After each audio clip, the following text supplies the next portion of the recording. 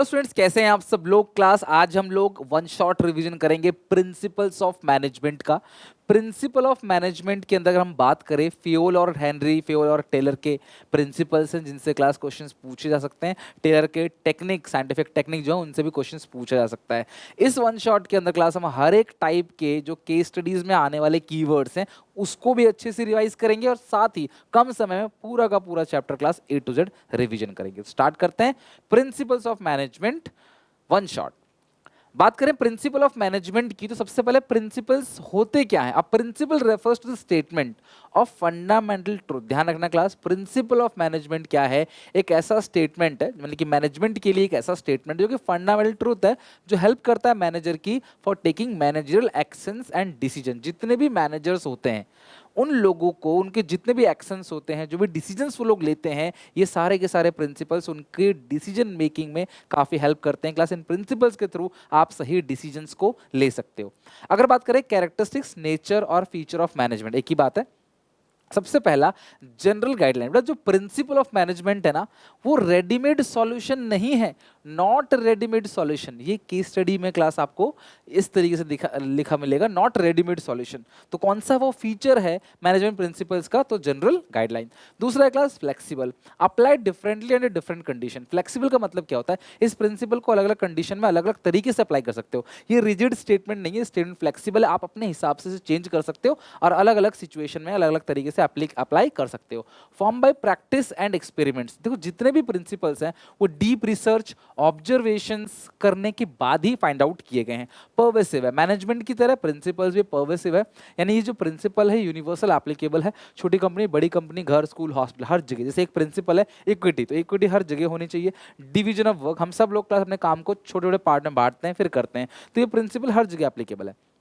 लेकिन जो management principles है ना, वो बिहेवियरल नेचर है, यानी कि ये आपके बिहेवियर को चेंज करता है, आपकी सोच को बदलता है। आप किस तरीके से देखते हो, किस नज़रिए से देखते हो, क्या डिसीजन मेकिंग करते हो आप, ये आपकी सोच को चेंज करता है, इन्फ्लुएंस करता है एम्प्लॉय के बिहेवियर को। और ये कॉज एंड इफेक्ट रिलेशनशिप भी शो करता है, क्योंकि ये साइंटिफिक प्रिंसिपल्स इसके अंदर काफ़ी सारे हैं जो कहते हैं कि भाई ये प्रिंसिपल क्यों लगाओगे, इसको लगाने से इसका कारण क्या होगा, क्यों लगाओगे और इसका इफेक्ट क्या होगा, ये सब कुछ बताता है। तो ये सारे के सारे क्लास फीचर्स ऑफ मैनेजमेंट है, और जो मैंने क्लास यहाँ पे सारे कीवर्ड्स भी अच्छे से लिख दिए हैं। अगर बात करें importance, significance of management principles, importance यानी कि बेनिफिट्स की बात करें, सबसे पहला साइंटिफिक डिसीजन। मैनेजमेंट प्रिंसिपल जितने भी है ना क्लास, वो साइंटिफिक डिसीजंस है। साइंटिफिक डिसीजन का मतलब क्या है कि जितने भी डिसीजन इसमें लिए गए हैं ना, वो अपनी इच्छा से नहीं लिए गए, अपने एक्सपीरियंस से नहीं लिए गए, साइंटिफिक तरीके से डिसीजन लिया गया है। दूसरी बात, प्रोवाइड क्लास गाइडलाइन, यानी ये सिर्फ आपको क्लास एक गाइडलाइन देता है कि आप किस तरीके से बिहेव करोगे। आपको एक रेडीमेड सॉल्यूशन नहीं देता कि लो कंप्यूट करो और आपको रिजल्ट मिल गया, ये सिर्फ गाइडलाइंस है। और क्लास अगर आप मैनेजमेंट प्रिंसिपल्स को फॉलो करोगे तो ये आपको हेल्प करेगा ताकि आप सोशल रिस्पॉन्सिबिलिटी को पूरा कर सको, रिसोर्सेज का ऑप्टिमम यूटिलाइजेशन कर सको, और कोई भी चेंज अगर एनवायरनमेंट के अंदर आता है तो उस चेंज को अडॉप्ट कर सको। बाहर माहौल में जो चेंज आएगा अंदर भी हम वही चेंज करेंगे। यानी कि management principles are those scientific decisions which provide guidelines to the manager so that they can fulfil social responsibility, optimum utilization of resources and meeting changes in the environment. तो ये ध्यान रखना class paragraph, management principles are those scientific decision which provide guidelines to the manager. Management principles वो scientific decisions है जो guideline देता है manager को ताकि वो सोशल रिस्पॉन्सिबिलिटी को पूरा कर सकें, optimum utilization resources and meeting changes in the environment. Right, ये समझ आ गया। जैसे कोविड टाइम पे क्या हुआ, कोविड टाइम पे साबुन वाली कंपनी जो है वो भी ऐड बनाने लगी थी कि ये साबुन जर्म्स फ्री है, ये 99% जो है कोरोना वायरस के जर्म्स को मारता है साबुन। तो सोचो बाहर जैसा चेंज अब नहीं आएगा, ऐसा एडवर्टाइजमेंट पहले आता था कि कोरोना वायरस से बचाएगा आपको, तो वही जो माहौल है उस हिसाब से चेंज करेंगे ये। राइट, नेक्स्ट, फ्योल्स के जो 14 प्रिंसिपल ऑफ मैनेजमेंट है, फ्योल के बारे में कुछ बातें आपको ध्यान रखनी है। Henri Fayol was a French mining engineer born on 29th of July 1841 Istanbul, Turkey. He wrote a famous book, ये काम की चीज है, Henri Fayol classic general and industrial management. Henri Fayol become famous father of management studies and thought, इसमें classic father of management studies and thought माना जाता है इनको। इन्होंने 14 प्रिंसिपल दिए थे, चलो एक करके सारे प्रिंसिपल को समझते हैं। सबसे पहला प्रिंसिपल है डिवीजन ऑफ वर्क। ये कहते हैं क्लास कि काम को बांटो, एक इंसान को सारा काम मत दो, टोटल वर्क को छोटे छोटे पार्ट करो, एक इंसान को एक ही काम दो, matching to skills qualification. Dividing the work in smaller unit, ये लिखा रहेगा। Creating department, allocation of worker as per capability of employee, allocation of work as per the capability of employee, based base of functional foremanship technique, जो functional foremanship technique है उस basis पे है, base of delegation concept के basis पे। तो ये हो गया क्लास आपका division of work. Authority and responsibility की बात करें तो ये कहते हैं कि आप किसी को अगर जिम्मेदारी देते हो तो उसके बराबर की अथॉरिटी भी दो, पावर भी उसके बराबर की दो। और इसके अंदर सबसे पहला आता है match, parity, equality, class equality and class balance between authority and responsibility, balance create करना है। Allocation of authority as per work assign to individual. भाई यहाँ पे जो आपने देखो डिवीजन ऑफ वर्क में कैपेबिलिटी के अकॉर्डिंग काम देते हैं, लेकिन अथॉरिटी रिस्पॉन्सिबिलिटी में क्लास जो वर्क असाइन किया उसके हिसाब से हम पावर देंगे। Giving authority matching to the target responsibility of employee, employ का जो भी टारगेट रिस्पॉन्सिबिलिटी है उसके मैचिंग में उसको क्लास पावर देना है। अगला है प्रिंसिपल ऑफ डिसिप्लिन। जब भी बात की जाएगी रूल रेगुलेशन की, एम्प्लॉय का और एम्प्लॉयर का आप एक दूसरे के लिए जो कमिटमेंट है, जब उसकी बात की जाएगी तो वो प्रिंसिपल ऑफ डिसिप्लिन है। Framing rules and regulations, following a code of conduct, जो भी कोड ऑफ कंडक्ट है, रूल रेगुलेशन जो काम कराने का है उसको आपने फॉलो करना है। Meeting commitment by subordinate as well as superior, subordinate और सुपीरियर एक दूसरे के कमिटमेंट को पूरा करे। कोड ऑफ कंडक्ट में क्लास में हमेशा एग्जांपल देता हूँ, कबीर सिंह, आपने मूवी देखी होगी क्लास, शाहिद कपूर की और कियारा आडवाणी की, जिसमें बुलेट चलाता है वो, तो उसमें क्लास वो ऑपरेशन कर देता है क्लास नशे में, तो नशे में मतलब कोड ऑफ कंडक्ट को फॉलो नहीं किया तो उसको क्लास फिर फाइन लगता है या जेल होती है, जो भी होता है। अगला है class clear and fair agreement between superior subordinate. Superior subordinate के बीच में क्लियर और फेयर एग्रीमेंट होना चाहिए, और जुडिशियस एप्लीकेशन ऑफ पेनल्टी, जो मैंने अभी आपको एग्जांपल दिया मूवी का, उसमें पेनल्टी लगाई जाती है उसके ऊपर।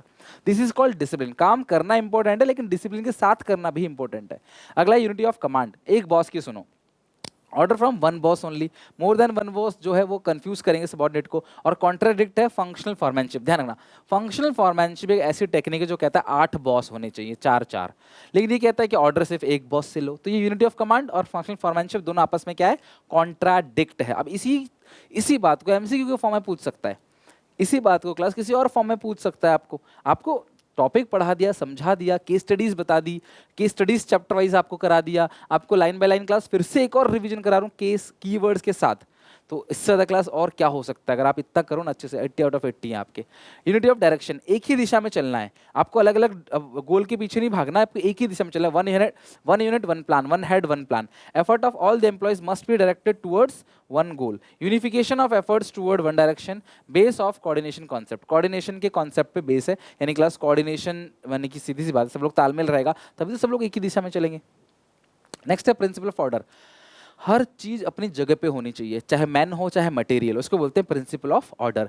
Fixed and right place for every man and material, no wastage of time in search of class person और material, systematic and orderly arrangement of physical and human resources. Physical और human resources को ढूंढने में आपका time waste नहीं होना चाहिए, उसको क्लास प्रॉपर उनकी जगह होनी चाहिए। फिक्स राइट प्लेस, यानी कि राइट प्लेस होना चाहिए क्लास एम्प्लॉय के लिए भी और मटेरियल के लिए भी, मटेरियल ऑर्डर और ये सोशल ऑर्डर है। नेक्स्ट है क्लास रेम्युनरेशन टू पर्सन। इंसान को इतनी तनख्वाह दो कि उसका परिवार चल सके, तो उसकी केस स्टडीज में क्या आएगा, pay fair and adequate wages in salary, pay fair wages so that employee can maintain minimum living standard. भैया अपना लिविंग स्टैंडर्ड मेंटेन कर सके उसके लिए क्लास उसको पे करो। With increase in profit and prosperity of organization, increase in employee salary and wages also. तुम्हारी company तरक्की कर रही है तो भैया वेजेस सैलरी भी एम्प्लॉयज की बढ़ाओ। Sharing gains with employee gains share, ये जो शेयरिंग गेन्स विद एम्प्लॉय है ना, ये एक और साइंटिफिक प्रिंसिपल्स के अंदर आता है जिसका नाम है हार्मनी नॉट डिस्कॉर्ड। ध्यान रखना, match with scientific principles of harmony not discord, pay as per the financial capacity of your firm, employees are not working only for happiness in the organization, they also working for the remuneration. उनको सिर्फ तुमसे happiness नहीं चाहिए class, उनको पैसा भी चाहिए घर परिवार चलाने के लिए। Principles of esprit de cops कहता है यूनिटी स्ट्रेंथ, ये हमेशा बात करता है टीम वर्क की, टीम वर्क प्रेफर करने की बात करता है, टीम स्पिरिट बढ़ाने की बात करता है। ये united we stand and divide we fall, इसकी बात करता है। यूनाइटेड वी स्टैंड, हम खड़े रहेंगे अगर सब एक साथ है तो, और डिवाइड वी फॉल, जैसे हम बटेंगे तो गिर जाएंगे। इवन क्लास इंडिया के ऊपर कब्जा भी जो किया था अंग्रेजों ने, वो डिवाइड एंड रूल लगा के किया था, बांटो बांट के शासन करो। This principle was use movie Chak De in India, movie Chak De in India में क्लास इसी प्रिंसिपल को यूज किया गया था, जिसके बेसिस पे केस स्टडी भी आया था। रिप्लेस आई विद वी, हमने पढ़ा था ना class, replace I with we, management is a group activity management के फीचर के अंदर, तो यहाँ पे फिर से आ गया class unity of esprit de corps के अंदर। अब कंफ्यूज मत होना, ये बोलेगा प्रिंसिपल तो आई विथ वी जो है वो चला जाएगा एस्पिरिट डी कॉप्स में बोलेगा फीचर ऑफ मैनेजमेंट, तो ग्रुप एक्टिविटी में। स्केलर चेन का क्लास डायग्राम तो पता ही है क्लास आपको, इन्फॉर्मेशन लाइन बाय लाइन सबसे पास होना चाहिए ताकि कोई इन्फॉर्मेशन किसी से मिस ना हो जाए। यहाँ पे एक लाइन ऑफ अथॉरिटी को फॉलो किया था, लाइन ऑफ अथॉरिटी या हिरार्की बोल सकते हैं class, of communicating every information. Report to your immediate boss only, आप अपने बॉस को रिपोर्ट करोगे, वो अपने बॉस को रिपोर्ट करेगा। Take order from immediate boss, ऊपर वाले बॉस से ऑर्डर लो। Give order to immediate subordinate for urgent information, chain में भी ब्रोकन। अर्जेंट इन्फॉर्मेशन के लिए क्लास यहाँ से यहाँ डायरेक्टली क्लास शॉर्टकट लगा सकते हैं, जिसका नाम है क्लास गैंग प्लैंक। क्या है क्लास नाम? Gang plank. तो यानी क्लास आप इस प्रिंसिपल को वायलेट कर सकते हो, जो कोई अर्जेंट इन्फॉर्मेशन है तो भैया आप किसी से भी कम्युनिकेट कर दोगे, आप सीधे अपने बॉस को नहीं ढूंढोगे, आप कहीं भी कम्युनिकेट कर दोगे।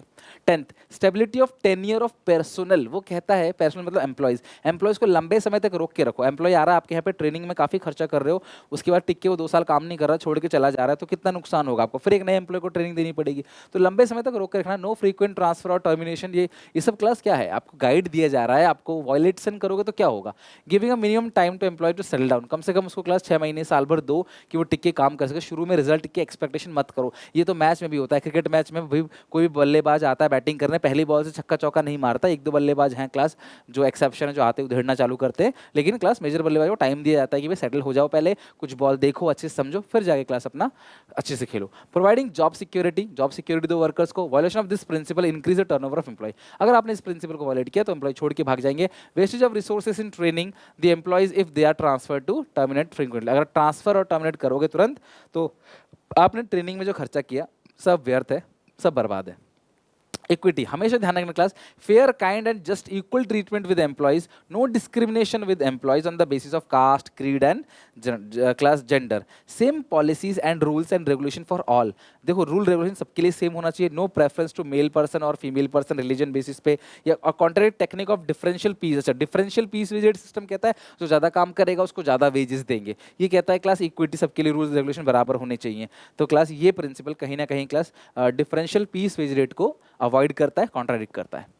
अगला इनिशिएटिव, हमेशा वर्कर को क्लास इंगेज रखो अपने काम में, डिसीजन मेकिंग में वर्कर को बुलाओ, उसको क्लास ऐसा फील कराओ कि वो भी ऑर्गेनाइजेशन का हिस्सा है, उसको बिलोंगिंगनेस फील कराओ, उसको फील कराओ भैया वो भी कंपनी का पार्ट है, वो भी कंपनी के लिए मेहनत कर रहा है। तो कोई भी सजेशन अगर लेना है, अगर वर्कर कोई सजेशन दे रहा है तो उसके सजेशन को वेलकम करो, उसकी इंसल्ट मत करो, टास्क देने से पहले उससे पूछ लो। This is called principle of initiative. और ये same to same class principle है cooperation not individualism, scientific principle के अंदर टेलर ने भी सेम ये बात कही है, कोऑपरेशन नॉट इंडिविजुअलिज्म। वो साइंटिफिक प्रिंसिपल बोलेगा तो कोऑपरेशन नॉट इंडिविजुअलिज्म टिक करोगे, अगर नॉर्मल बोलेगा तो initiative. Check out the plan and implement, keep motivation spirit of employee high, encourage employee to give suggestion, match with scientific principle, cooperation not individualism, developing free belongingness and motivate employee। तो class motivate करो employ को और class उसको feel आएगा, feeling of belongingness, क्या हाँ यार मैं इस ऑर्गेनाइजेशन का हिस्सा हूँ, भाई मैं भी कुछ हूँ। सेंट्रलाइजेशन एंड डिसेंट्रलाइजेशन, ये क्या कहता है, टॉप लेवल मैनेजर्स कुछ पावर अपने हाथ में रखते हैं, वो किसी को नहीं देते, दिस इज कॉल्ड सेंट्रलाइजेशन। और टॉप लेवल मैनेजर्स कुछ पावर को नीचे लेवल पे बराबर बराबर बांट देते हैं, selective dispersal of authority, this is called decentralisation. तो एक कंपनी को कॉम्बिनेशन रखना चाहिए दोनों का, सेंट्रलाइजेशन का भी और डिसेंट्रलाइजेशन का भी। की decision should be taken by top level management, और रूटीन डिसीजन जो है वो नीचे मिडिल और लोअर लेवल को दिया जा सकता है। 14th और आखिरी, subordination of individual interest to general interest. हमें अपने बारे में नहीं सोच के ऑर्गेनाइजेशन के बारे में सोचना चाहिए, हमें अपने बारे में नहीं सोचना, हमें ऑर्गेनाइजेशन के बारे में सोचना है। This is called subordination of individual interest to general interest. इसमें क्या क्या पूछा है केस स्टडी में, organisation interest is more important than personal interest of employ, while taking decisions manager must give priority to benefit of organisation not personal benefit. Company के बारे में सोचो, अपने बारे में नहीं। Try to achieve personal goal with organisation goal, not by sacrificing organisation goal. खुद का गोल सैक्रिफाइस करो ऑर्गेनाइजेशन गोल के लिए। आज उल्टा होता है, सब सोचते हैं कंपनी बर्बाद हो जाए भैया मुझे फायदा हो जाए, बस कंपनी में आग लग जाए हमें ये करना, खुश होते हैं, जबकि उल्टा। Manager should not take unfair decisions by taking bribe, घूस लेकर अनफेयर डिसीजन उसको नहीं लेना है। कई बार ऐसा होता है क्लास की मैनेजर को घूस दिया जाता है, लालच दिया जाता है, और क्लास मैनेजर कंपनी के घाटे में अपना फायदा कर बैठता है, वो नहीं करना चाहिए। Employee must sacrifice their leave, अपनी छुट्टी, अपनी फैमिली फंक्शंस अटेंड करने जा रहे हो वो सेक्रीफाइस कर दो, अगर क्लास तुम्हारी जरूरत कंपनी को है तो। ओके, इसके बदले कंपनी तुम्हें अच्छा पे भी करेगी। Scientific principles of management, FW Frederick Winslow Taylor, FW Taylor ने क्लास कुछ साइंटिफिक प्रिंसिपल्स दिए हैं। He was known as the father of scientific management. सबसे पहला, science not rule of thumb. ये कहते हैं कि यार हर जगह कोई भी डिसीजन मैनेजमेंट में लिया जा रहा है ना, अपनी इच्छा से अपने एक्सपीरियंस से बिल्कुल नहीं लो, इसे क्लास लेना है आपको साइंस साइंटिफिक तरीके से। तो use of science for each and every element of management, there is only one best method to maximise efficiency. ध्यान रखना, जब ऐसी बात होती है तो क्लास उसको क्या बोलते हैं, उसको बोलते हैं class science not rule of thumb. There is only one best method to maximise the efficiency and this method could be developed by study and analysis, not rule of thumb. Manager should not take decision based on his institutions और class, इसके अलावा will, experience, take care decision scientifically. सारे decision कुल मिला के scientific तरीके से लेना है। अगर मैनेजमेंट के हर एक एलिमेंट में आप साइंस को इंक्लूड करते हो, this is called science not rule of thumb. अगला है हार्मनी नॉट डिस्कॉर्ड, बहुत इंपॉर्टेंट है। तुम सबको हार्मनी नॉट डिस्कॉर्ड और कॉपरेशन नॉट इंडिविजुअल्स में बहुत कंफ्यूजन होता है, इसलिए ध्यान से सुनो। मैनेजमेंट शुड शेयर गेन, अगर मैनेजमेंट गेन शेयर किया जा रहा है तो भैया मैनेजमेंट गेन शेयर कर रहा है वर्कर के साथ, this is called harmony not discord. Workers should work hard and be able to accept change for good for the company. Worker को मेहनत करनी चाहिए और कोई भी चेंजेस अगर आ रहा है जो कंपनी के लिए अच्छा, उसको अडॉप्ट करना चाहिए। Interest of workers and management is same. Prosperity of employer can not exist for long time unless it is accompanied by the prosperity of employee. Employer का भी फायदा होना बंद हो जाएगा अगर क्लास आप एम्प्लॉय का फायदा नहीं करोगे। लंबे समय तक एम्प्लॉयर कहाँ टिकेगा, अगर एम्प्लॉय छोड़ के चले जाएंगे तो एम्प्लॉयर थोड़ी काम करेगा। Mental revolution in management and worker should be transform there thinking. तो क्लास इसके अंदर क्या करना है, मेंटल रेवोल्यूशन। हार्मनी और डिस्कॉर्ड के अंदर मैनेजर और वर्कर इन दोनों के बीच का एक नेगेटिव एटीट्यूड होता है। मैनेजर कहता है कि भाई सारा काम हम कर रहे हैं, तुम कुछ नहीं कर रहे। वर्कर कहता है तुम हमें पैसे नहीं देते, सारा काम हम कर रहे हैं, तुम कुछ नहीं कर रहे। दोनों के बीच का जो नेगेटिव एटीट्यूड है उसको चेंज करना ही क्या कहलाता है क्लास, मेंटल रेवोल्यूशन। बट ये हार्मनी नॉट डिस्कॉर्ड के अंदर आता है, कह रहा है मेंटल रेवोल्यूशन के थ्रू हम चेंज करेंगे। Unification, harmony, integration between worker and management, matching the principles of remuneration. ये कहता है ना कि अच्छे पैसे दो, यहाँ पे ऊपर बोला था ना कि भाई शेयरिंग करो गेन को, अच्छा कमा रहे हो अच्छा पैसे दो। तो रेम्यूनरेशन भी यही कहा था, भाई तुम तरक्की कर रहे हो तो वर्कर को भी तो अच्छा पैसा दो, अगर तुम ग्रोथ कर रहे हो तो वर्कर भी तो ग्रोथ करेगा ना भैया, वही तो परिवार चलाएगा। अगला कॉपरेशन नॉट इंडिविजुअलिज्म।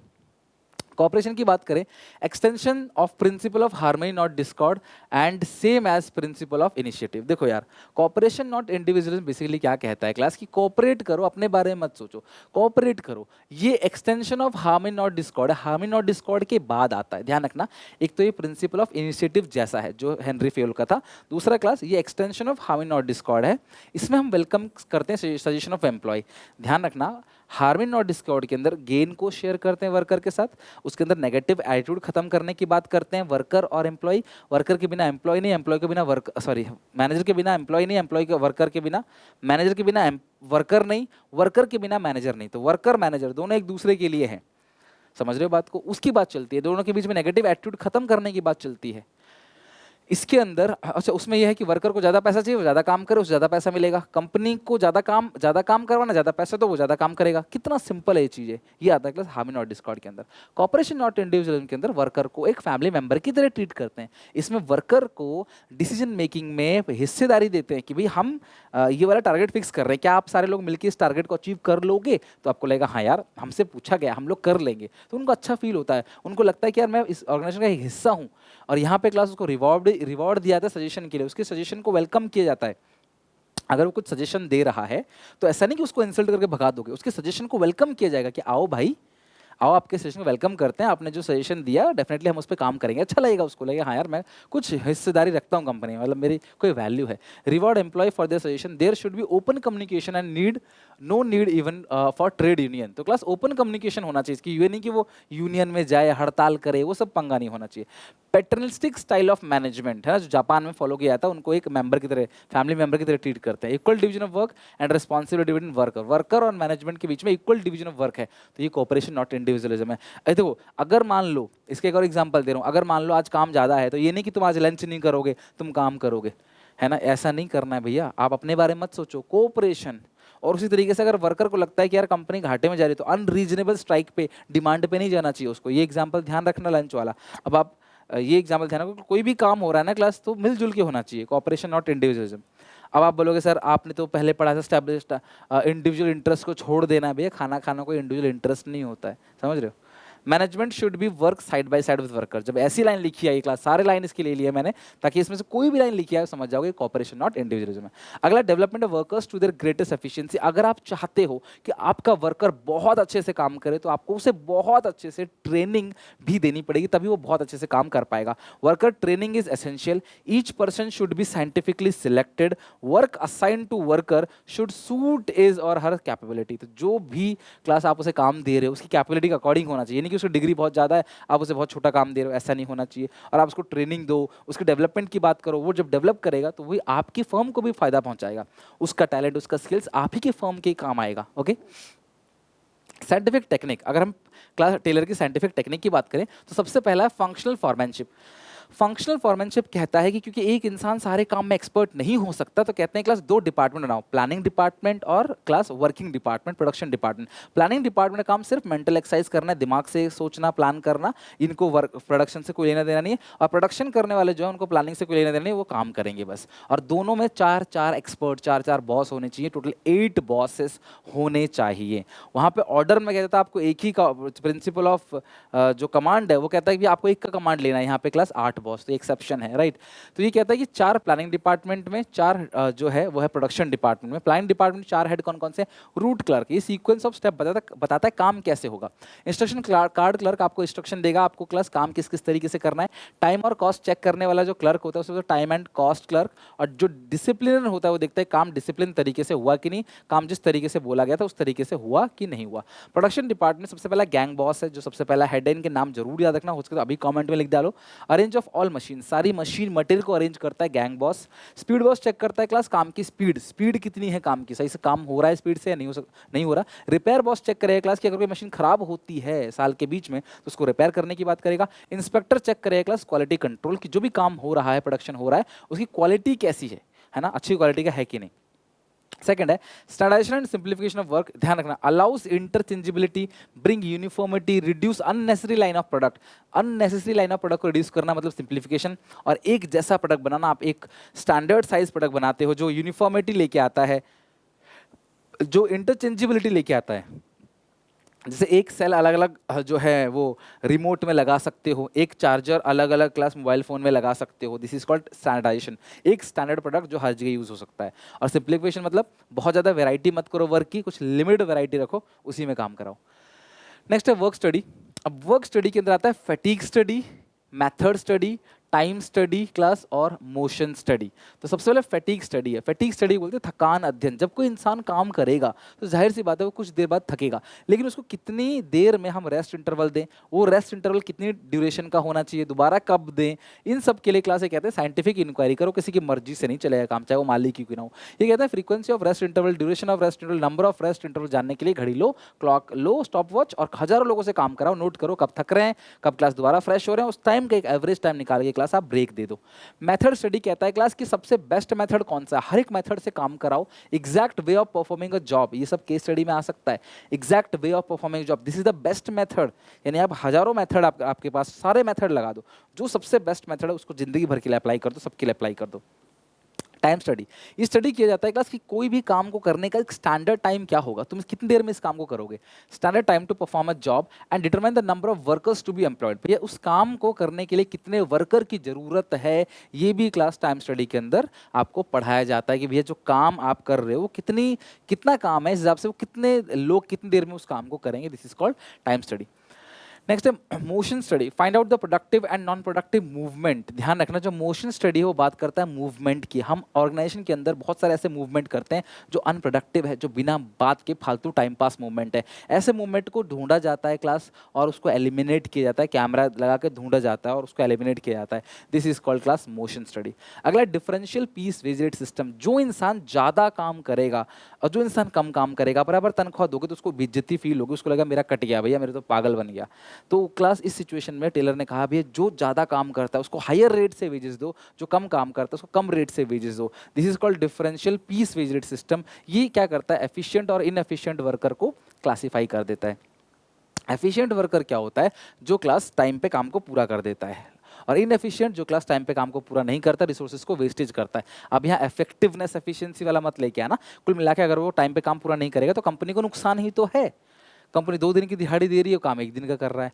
तो क्लास जो इंसान मतलब 100 का टारगेट दिया है, 100 का टारगेट जो पूरा कर लेगा वो एफिशिएंट है, जो नहीं करेगा वो इनएफिशिएंट है। और एफिशिएंट वर्कर को हायर रेट से वेज मिलेगा, इनएफिशिएंट वर्कर को लोअर रेट से वेज मिलेगा। अब ये मोटिवेटेड है, खुश है, और ये काम नहीं कर रहा है, रोएगा, ये इसको बोलेगा भाई देख यार मैं भी काम करूंगा तेरी तरह। पहले ये कुछ काम नहीं कर रहा था, ये बहुत काम कर रहा था, ये सोच रहा था देख तुझे पूरा काम करना पड़ रहा है, पैसा हम दोनों को बराबर मिलता है, तो क्या फ़ायदा। तो इससे क्लास से डिमोटिवेट हो जाता था। इसीलिए क्लास इस प्रिंसिपल को लेके आएगा, टेक्निक को, डिफरेंशियल पीस विजिट सिस्टम। अगर टेक्निक मांगेगा तो टेक्निक देना, प्रिंसिपल मांगेगा तो प्रिंसिपल देना, साइंटिफिक प्रिंसिपल मांगेगा तो 4 साइंटिफिक प्रिंसिपल में से बताना। मेंटल रेवोल्यूशन क्लास एक नेगेटिव एटीट्यूड जो है वर्कर का और मैनेजमेंट का लेके आता है, यानी कि जो नेगेटिव एटीट्यूड है वर्कर का और मैनेजमेंट का उसको चेंज करता है क्लास मेंटल रेवोल्यूशन। बस इसके साथ क्लास इस चैप्टर का अच्छे से रिवीजन हो गया, थोड़ा सा लॉन्ग रिवीजन हो गया क्योंकि देखो बहुत सारी चीज़ें हैं, मैंने कुछ भी नहीं छोड़ा, एक करके अच्छे सबको रिवीजन करा। उम्मीद है आपको वीडियो अच्छी लगी होगी। लाइन बाय लाइन क्लास फटाफट वीडियोस आती जा रही है, हर एक चैप्टर के रिवीजन की, हर एक चैप्टर की केस स्टडीज़ भी हम क्लास कर रहे हैं, हर एक चैप्टर का एमसीक्यू, सब कुछ आ रहा है क्लास, और एग्जाम तक बहुत कुछ और आता जाएगा। अपना प्यार सपोर्ट बनाए रखना क्लास, इसी तरीके से वीडियो को लाइक करना, शेयर करना अपने सारे के सारे दोस्तों में। मिलते हैं नेक्स्ट वीडियो में, तब तक take care, bye, God bless you.